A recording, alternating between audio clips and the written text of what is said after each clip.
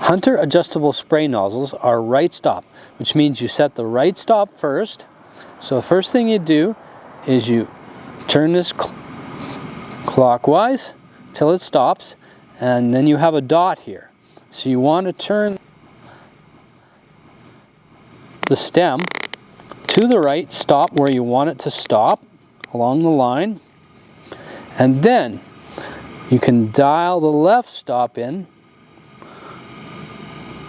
just like you're dialing a camera to the left. And you can look at the orifice there and you'll see it's shooting this way and it's shooting this way. Now that the water's on, we can fine tune it, and you can skip the previous step of dry setting if you want. We just do it to save us from getting wet. So you make sure that you got the right stop set first by turning on the stem, and then you can dial in the left stop with the nozzle, and that does it.